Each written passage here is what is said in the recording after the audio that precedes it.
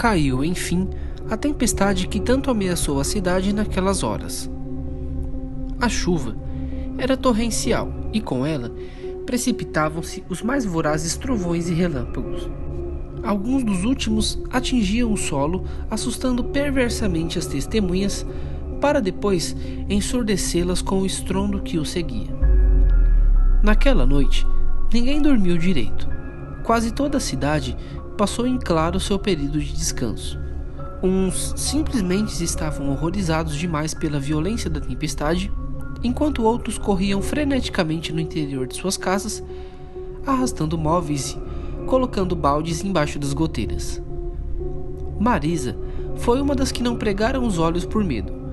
Passou a noite em alerta, sobressaltando-se a cada novo trovão ou relâmpago. Temia mortalmente as tempestades, sobretudo as tempestades noturnas. Quando ela era criança, ela tinha perdido os pais e uma irmã para aquelas águas revoltosas do rio que havia inundado sua casa devido ao aumento absurdo de seu volume promovido pelas águas das chuvas. A moça morava sozinha e sua casa era muito antiga. Sempre que a noite caía, ela pensava ouvir coisas ou até mesmo perceber vultos furtivos com o canto dos olhos. As ripas do assoalho às vezes rangiam no escuro, deixando seus nervos em frangalhos. Nesta noite em especial, Marisa havia acendido todas as lâmpadas da casa, pois temia o escuro pouco menos que as tempestades. Tinha acesso também a algumas velas, como precaução para o caso de faltar energia. Como estivesse em claro por horas a fio e a tempestade fosse de uma força desproporcional e sobrenatural, Marisa mantinha-se num estado de excitação nervosa que se protraíra desde alguns minutos após o início daquela chuva até a hora da madrugada em que a energia finalmente acabou. Marisa levantou-se da cama imediatamente e correu em direção à vela que se desmanchava por sobre a penteadeira. A luz fraca da chama refletia-se no espelho oval em que ela usava para se maquiar antes de ir trabalhar. Assim que alcançou a vela, um raio parecido com uma ramificação vegetal atravessou o céu noturno, iluminando aquele quarto violentamente. Maria parou aterrorizada com a vela entre os dedos, pois jurava ter visto refletida no espelho uma forma esgueirando-se pela fresta da porta entreaberta e indo-se desaparecer num canto escuro do quarto. Seu olho esquerdo piscou involuntariamente algumas vezes de tanto medo. A moça, mais que depressa, saltou rapidamente sobre sua cama e direcionou a luz amarela da vela para o tal canto do quarto. E foi com grande surpresa e terror que viu sentada em sua cadeira de balanço uma velha senhora, enrugada, corcunda e com os olhos profundos. A velha tamborilava seus dedos nos braços da cadeira como se estivesse nervosa, exibindo ainda uma terrível cara de desaprovação para a tempestade lá fora. Com aquela visão aterradora daquela senhora surgida da escuridão, a vela acabou caindo das mãos da jovem, indo cair macia nos lençóis amarrotados da cama, e nisso a vela apagou-se no mesmo instante, deixando seu quarto na mais profunda escuridão. Adjacente ao quarto em que se encontrava o par inusitado de mulheres, havia um pequeno banheiro privativo do cômodo, ao qual se tinha acesso por meio de uma tímida portinha na extremidade oposta à em que se encontrava aquela velha surgida das trevas. Foi por lá que Marisa atirou-se desesperada de terror, apertando-se porta dentro para tentar se esconder daquela velha horrenda. O banheiro estava úmido por causa das goteiras e a chuva lançava-se furiosa contra o vitrô entreaberto daquele cubículo. Marisa instantaneamente bateu a porta de ripas carcomidas, abafando um grito com as mãos trêmulas. Ela não sabia o que fazer. Afinal, de onde saiu aquela velha demoníaca que estava sentada em seu quarto? Instintivamente, Marisa recuou assustada até encostar-se no canto da parede gelada, onde via o vitrô e a portinhola do banheiro. Um outro relâmpago ofuscante brilhou em meio à tempestade e ela divisou uma sombra negra que estava em pé na frente da pequena janela pelo lado de dentro do cômodo. Suas pernas fraquejaram e a pobre Marisa soltou um grito de terror, escorregando no chão molhado e caindo pesadamente no azulejo frio. Tentou se levantar, mas o desespero e a umidade no chão impediram-na de lograr êxito. A forma sombria pareceu caminhar em sua direção. Marisa debatia-se e gritava horrorizada. Seus pés escorregavam no chão molhado do banheiro.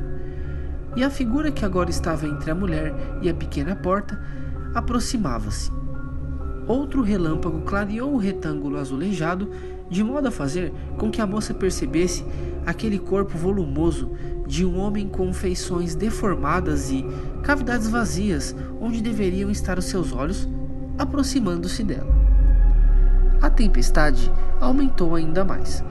A portinhola do banheiro soltou um rangido demorado, digno dos mais medonhos pesadelos de horror, e a velha adentrou ao recinto com um andar arrastado e rígido.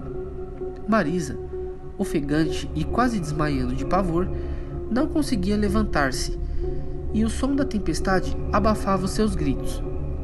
Mais um trovão ensurdecedor ecoou por entre as paredes apertadas do pequeno banheiro, quando a mão daquele ser atingiu a face gelada da mulher terrificada. Uma risada tenebrosamente familiar seguiu-se ao toque do ente macabro, juntamente com a voz daquela velha corcunda. Marisa, no seu desespero inexplicável, petrificou-se de medo, apavorada com o toque glacial do espectro. E nessa hora, uma descarga elétrica partiu do céu, dessa vez imediatamente seguida de mais um estrondoso trovão. E foi assim que Marisa acordou, encharcada do próprio suor e quase enforcada pela fronha que arrancara do travesseiro enquanto se debatia presa pelos horrores do pior pesadelo que já havia tido em sua vida. Ela levantou-se bruscamente e, com os olhos arregalados de espanto, olhou o quarto na penumbra sem avistar nada de estranho, passando alguns instantes presa nessa contemplação fatídica. A mulher finalmente deixou que sua cabeça pendesse abruptamente, soltando um sorriso de alívio ao perceber que tudo não passou de um simples pesadelo. E lá fora, a tempestade ainda caía pesada sobre a cidade. Contudo, enquanto tentava se acalmar, olhando pensativa para as mãos trêmulas, Marisa notou uma pequena marquinha arredondada, de bordas enegrecidas no forro da cama, que lembrava muito bem uma queimadura no tecido, como se fosse uma queimadura de cigarro ou algo assim. Lembrou-se então da vela que tinha caído em cima do lençol e havia se apagado. Curiosa, Marisa futucou a queimadura com o indicador tremulante. Ela ainda estava introvertida na averiguação do orifício queimado no lençol, quando ouviu um som bastante peculiar e característico vindo de um canto de seu quarto. Aterrorizada com o pesadelo recente, Marisa imediatamente olhou em direção da cadeira de balanço, na qual costumava repousar quando se perdia por entre os parágrafos de um livro qualquer. A cadeira, que ficava exatamente no mesmo lugar em que estivera sentada aquela velha corcunda do pesadelo, movia-se lentamente, fazendo o assoalho de madeira ranger, como se houvesse alguém sentado ali, apesar de completamente vazia. Marisa deu um salto, acendeu um abajur que ficava no criado mudo ao lado de sua cama e firmou o olhar embaçado pelo sono. A cadeira continuava lá, movendo-se lentamente para frente e para trás. Nesse instante, vindo do banheiro que tinha sua porta fechada, um sussurrado de vozes invadiu o quarto, fazendo zunir a cabeça da jovem.